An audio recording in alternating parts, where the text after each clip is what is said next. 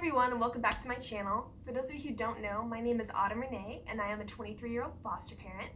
I actually have one little foster left currently with me, a little boy. He just turned 1 this week. I did want to give you guys a quick little update about what's been going on in our lives before we jump into my favorite parenting books, just because I know it has been so long since I have posted a video and I am sorry for that. I really wish I could say that I'm going to be more consistent, but honestly my life's a little crazy right now, so it is just what it is. I don't know how some of these other YouTube moms and foster parents are just like posting videos every day. Like, they obviously have filming way more down than me. Anyways, so I did want to tell you guys how he's doing. My little foster love's doing so good. Like I said, he just turned 1. He's right on track developmentally. He's still so sweet and so precious. I really wish I could share all of the adorable footage I have of him and his cute pictures and stuff. For those of you who don't know, as a foster parent, you're not allowed to share that kind of thing. I can't show his face or share his personal information or his story, but I really wish that I could. But I do have to protect his privacy and mine, so unfortunately I cannot share that with you. But he is doing really, really well, for those of you who were wondering. I also just quit my job not too long ago. I was working as a nanny when I first started the process as a foster parent, but quickly decided that the family I was working for in that situation just wasn't going to work for the life that I wanted to live. So I actually went back to school. So I was working 45 hours a week, had my very first foster placement, and was going back to school to get my teaching certificate. But I have finally finished all of that. I have quit that job. I have finally been hired as a teacher. I'm going to be teaching 6th grade English in middle school, so I will be starting that next week. So it's been really exciting stuff, guys. I've been doing tons of training for that and still finishing up some school stuff. And like I said, I just quit my job and we went on vacation, so it's just been really busy. But that is what's going on in our life. So I just became a teacher. My little man's doing really great. And yeah, so that's just kind of a little life update for you guys. Let me know in the comments below if you have any questions about that or about what's going on, or just anything in general that you guys would like me to make a video about. I really do love to, read your comments and see what you guys are interested in, what questions you have. I really do read them all, and I'm really appreciative, of all you guys who are here. Anyway, without further ado, that was a really long intro. Let's go ahead and get into my favorite parenting books. So this first one I want to start out with, and I'm starting out with this one because it is my favorite. The rest of these are not really in any particular order, but if I had to recommend one parenting book for every person to read, this would be it. And that is No Bad Kids, Toddler Discipline Without Shame by Janet Lansbury. Now, Janet Lansbury, she has a whole website and tons of books and videos about all kinds of things parenting. And if you don't know, she's a very big proponent in respectful, kind of gentle parenting. Now, for those of you who are getting turned off already, that doesn't mean you're not disciplining your kids. You're just letting them roam free. It's not that at all. It's just respecting them as human beings and knowing that there's better ways to do things than corporal punishment and yelling at them. So she offers some real awesome advice, particularly with toddlers in this book, about kind of how to handle a lot of situations, some very real situations, what to do when your child throws food, what to do when they're breaking down in the store, I feel like it's very just real advice for parents. And honestly, my whole perspective changed after reading this book. And I read this book after getting a degree in child development and being a nanny and all of that. And I learned so much from it. So I really, really recommend that you guys pick this up. Like I said, she does have other books and they're okay. But this one is by far my favorite and the one that I do recommend. So yeah, if you guys are interested in that respectful, gentle parenting for toddlers, definitely pick this one up. The other book I have kind of going along with that, just on the respectful parenting genre, this is one for infants. It's by Magda Gerber, and it's called Caring for Infants with Respect. I didn't use this one as much as I did with the toddler one, probably because I got my little guy a little later. But if you're interested in the respectful parenting for infants as well, this is a good book for that as well. Okay, moving on from that, this is more of a kind of just general parenting advice. This is actually a series. It's the Moms on Call series, and it's actually written by 2 nurses, Laura Hunter and Jennifer Walker. They're both moms, they're both nurses, and they kind of just realized that there needed to be more books out there for some, real advice, not just medically, but just for everything. What kinds of things do you really need when you have a newborn? What do you do if they're having these symptoms?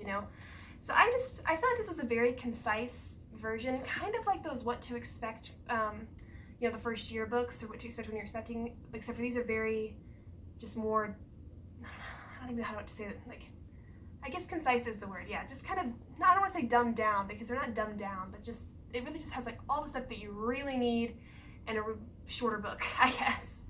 But they have some really great lists on here of things you can buy and things you should have in your medicine cabinet. And like I said, it is a series, so they've got like 0 to 6 months, 6 to 15 months, and then the toddler book. So I do find these really helpful. They answer all the questions you really have about things like teething and whether or not your baby's walking on time. And since it's written by nurses, I feel like it has a lot of kind of special insight on the medical side of things, which I did enjoy having in my repertoire. So if you just need like a general parenting book that's going to tell you about your milestones and what you need to worry about and yada yada yada, I definitely recommend these. Okay, moving on from that, this is the 5 language. Oh my gosh, I cannot speak today, guys. This is the 5 love languages of children, and it is by Gary Chapman and Ross Campbell. And this is actually, there is other books. I think there's one for marriage and maybe some other ones, but this is the one specifically for children. And I have to admit, when I picked this up, I wasn't quite sure if it was going to be worth it. Like, I kind of thought I could just read the cover or like Google the 5 love languages. I really did need a whole book to explain that to me, like, because the whole idea is that everybody has like an ideal way to be loved. So some people really love, you know, physical touch. Other people need more like words of affirmation, and like there's different ways that children can like receive love ideally.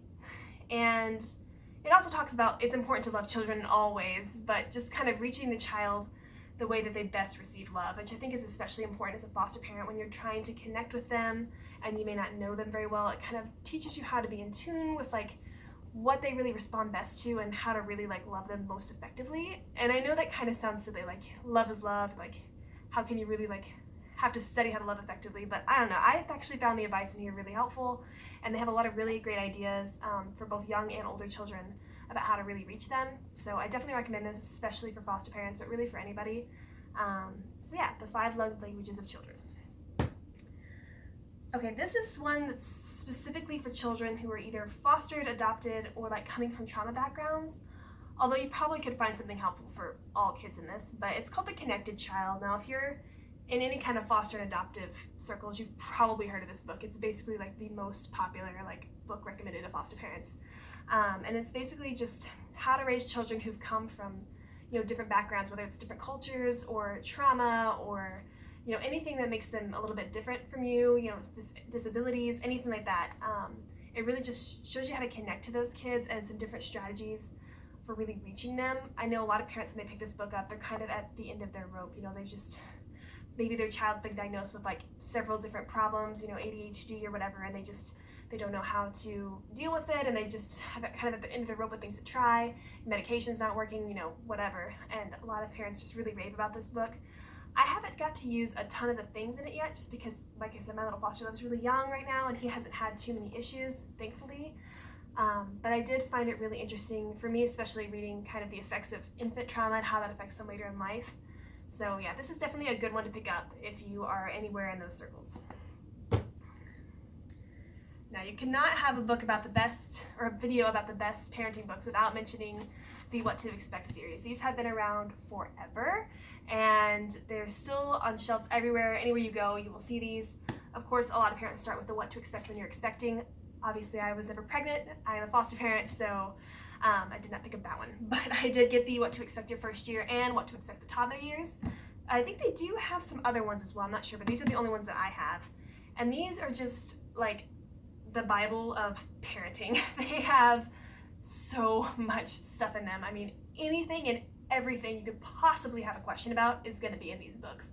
And they have nice little indexes, so if you have like a really specific question about something, like, you know, my kid's doing this with their ear or whatever, like you can just like flip right to that. It's just really nice to have these as a reference, and even just to like read through, like you just kind of feel like really educated on parenting, I feel like, after you read these. So definitely have to recommend those. Okay, so that is all of my basic parenting books. I do have a few more books here, but they're from a very specific point of view, so I did want to just give a little disclaimer. So I am really interested and like passionate and really want to incorporate Montessori principles within my parenting and my education of the kiddos in my care. I really love some of the principles of Montessori and how it values independence of the children and all of that. If you have no idea what Montessori is, you can Google it, or if you're interested, I can make a video like entirely about this. But I do have some books here that I really loved that talk about the Montessori method and how to incorporate those with children and infants and toddlers. So I did want to make just a few recommendations for those because these are in my personal favorite parenting books. But if you're not interested in Montessori method, you can click off this video and the rest of it's going to be about Montessori, so just FYI. Okay, let's go ahead and get into it. So my first and favorite one is by far The Montessori Toddler by Simone Davies. That's how you say her name. And this actually just came out this year, and it's really great. I was on the waiting list for it forever because it looked like such a good, beautiful book, and I was so right. It's got beautiful, illustrations in it, and it's got pictures in here too somewhere. Oh, they're there. Just really showing you how things should look, how they should work, really getting in depth about how to set up Montessori specifically at home, not just talking about classroom stuff, but how to work things into your home and your daily routine and different ideas and things you can try. And I really love this book because I feel like it's very practical. It's not unrealistic expectations, I feel like. I feel like some people really want to get the perfect Montessori environment, and you can have nothing that's not Montessori. And I feel like this book kind of meets in the middle of the road, and so, shows you ways to incorporate, but then also gives you alternatives and I don't know. I just feel like it's a really great book for anybody who's wanting to do Montessori with their toddler. It has just everything from feeding to dressing to toys to setting up the environment, and even just how to parent the Montessori way. So definitely recommend this if you are interested in the Montessori method. Going along with that, another great book is How to Raise an Amazing Child the Montessori Way. I actually don't know who this is by. It doesn't say, but I guess, oh, here we go. Maybe, well, I don't know. Well, anyway, this is a great book. It's very similar to the other one I mentioned. This one has a lot of activities for kids to do, lots of pictures, lots of ideas, very specific, showing you exactly how to teach them how to do it.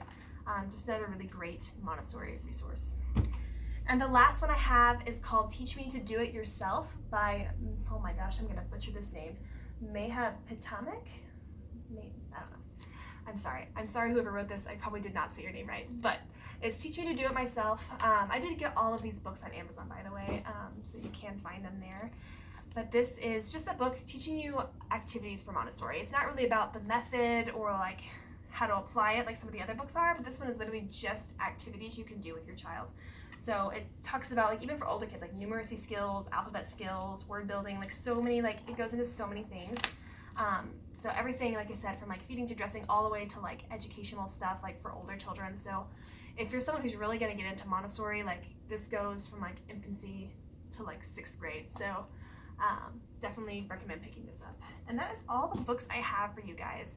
If y'all have a parenting book that I didn't mention that you would like me to read, definitely leave in the comments below. I'm kind of a collector of parenting books. I have so many above this shelf right here that I have read. These are just my personal favorites and ones that I feel really made an impact about and how I parent. So I really just wanted to share this with you guys and give you guys an update because I know it has been so long and I really miss all of you guys. And thank you for hanging with me here. I know it has been a little bit crazy with the scheduling between videos. I'm really gonna try to get more out, but I am going into my first semester of teaching. And like I said, just became a toddler mom, so my life has not quite gotten less busy, but I am trying.